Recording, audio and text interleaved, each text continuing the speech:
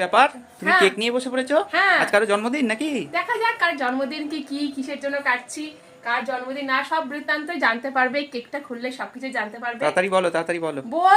বলছি যাই হোক, তার আগে বলো আমাকে কেমন লাগছে। তোমাকে কেমন লাগছে? আচ্ছা তোমরা কমেন্ট করে বলো কেমন লাগছে, ঠিক আছে? অবশ্যই সবাই বলো কিন্তু। অবশ্যই কেমন লাগছে অবশ্যই বলো আমাকে।